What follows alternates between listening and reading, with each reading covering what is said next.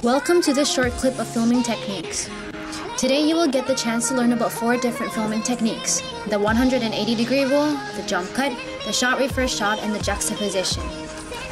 According to filmmaking, the 180-degree rule is a rule that states that there is an imaginary line between two characters in which the camera should not cross. If the camera was to cross the line, it would cause confusion as the audience would misinterpret the scene and think that the characters are on the wrong side. Here is an example of how the 180-degree rule works. As you can see, here we have Adley on the left side and Josh on the right. In the next shot, Adley is still on the left while Josh is on the right. Here is an example of how the 180-degree rule is broken. In the first shot, you see Adley on the left. However, she somehow turns out to be on the right side in the next shot. This can confuse the audience. Here is an example of how exceptions can be made. Instead of using different shots, you can show a scene where the camera is circling the characters. That way, the audience will see how the characters on screen change from one side to the other. In the old times, the jump cut was a mistake filmmakers make in the editing process. However, in modern-day filmmaking, jump cut is now a technique that is often used as a method to teleport characters. Here you can see Josh teleporting from one end of the hallway to the other.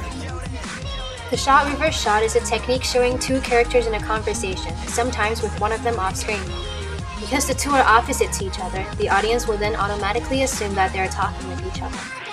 The matching eyeline is when a character is shown to be looking at something, or in this case, someone off screen. Then the next shot will be of the person in which the audience will assume is what the character was looking at. Juxtaposition is a theory that describes how when having two different shots together can produce multiple meanings. Here we have Josh tripping over something and then Adley laughing at him. In this next shot, we have Josh falling asleep in class and Adley laughing at him again.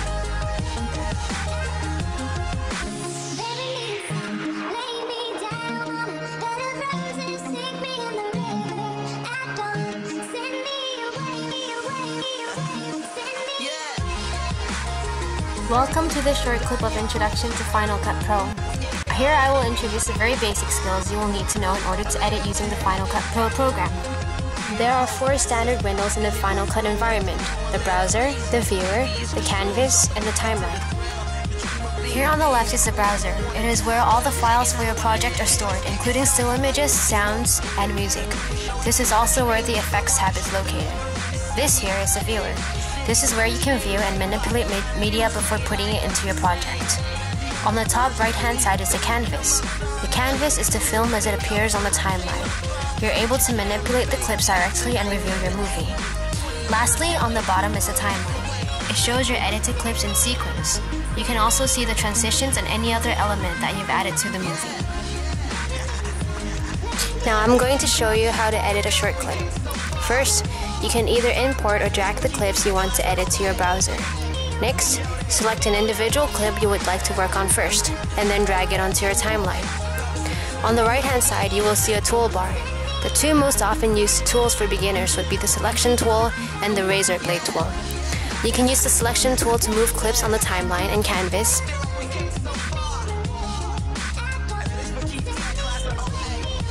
and the blazer tool for cutting an individual clip. Now I will show you an example of how to edit a short clip.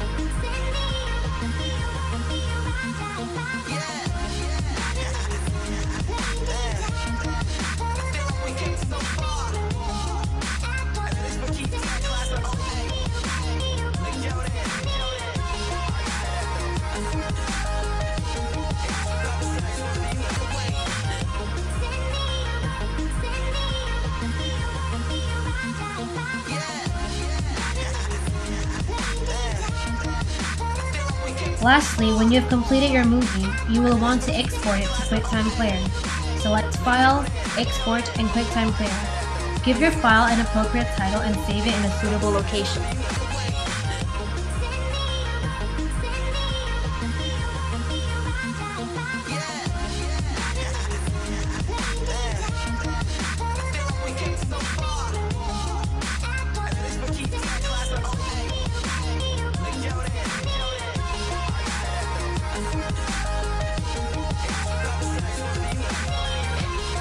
Thank you for watching this tutorial clip. Stay tuned in for more.